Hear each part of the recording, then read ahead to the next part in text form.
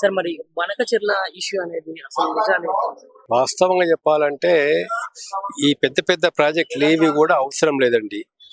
పెద్ద పెద్ద ప్రాజెక్టులు అవసరం లేదు.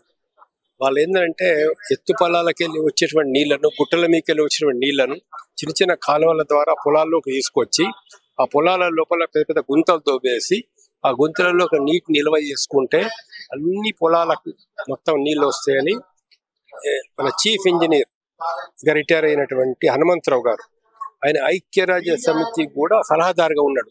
అంటే ప్రాజెక్టుల విషయంలో ఎన్నో దేశాల లోపల ఆయన ప్రాజెక్టు నిర్మాణం చేసినాడు. అటువంటి మేధావి 4 వాటర్ కాన్సెప్ట్ అని కాన్సెప్ట్ ఇచ్చాడు.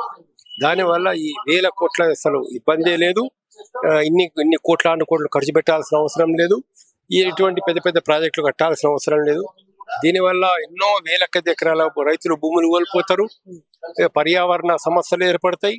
తర్వాత భవిష్యత్తులో భూకంపాలు వచ్చే ప్రమాదం ఉంటుంది. లేదా ప్రాజెక్టు తెగిపోతే మటుకు వందల కొద్ది గ్రామాలు, వేల కొద్ది గ్రామాలు మునిపోయే అవకాశం ఉంటుంది. ఇకపోతే మిగిలిన నీళ్లు అని చెప్పేసి చంద్రబాబు నాయుడు గారు అంటున్నారు. అసలు ప్రాజెక్టులే కంప్లీట్ కాలేదు తెలంగాణ లోపల కూడా.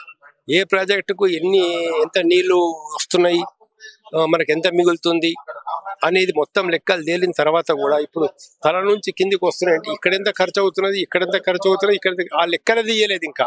అంటే ఏ ప్రాజెక్టుకి ఎంత నీళ్లు మొత్తం కేటాయించిన తర్వాత కదా అప్పుడు మిగిలిన నీళ్ళ సమస్య వస్తుంది. మిగిలిన నీళ్ళు లెక్క కట్టాలా. ఇక ప్రాజెక్టులు అన్ని ప్రాజెక్టులు అయిపోయిన తర్వాత కంప్లీట్ అయిన తర్వాత అక్కడి నుంచి మిగిలిన నీళ్లు ఉంటాయి అన్నట్లు. ఇప్పుడు ప్రాజెక్టు మధ్యలో మిగిలిన నీళ్ళు ఎట్లా వస్తాయి? కాబట్టి మొత్తం అన్సైంటిఫిక్ గా చెప్తున్నారు. ఇదంతా కూడా సరైనది కాదు. తెలంగాణ ప్రభుత్వం ఈ విషయంలో ఖచ్చితంగా ఉండి తెలంగాణ ప్రయోజనాలను కాపాడాలా. కాపాడితే బనకచెర్లను మనం వ్యతిరేకం చేయాలా. ఇవాళ ఒక భయం ఏంటంటే మనకు ఈ మోడీ ప్రభుత్వం మనకు 240 సీట్లు ఉన్నాయి. పూర్తిగా బలం లేదు.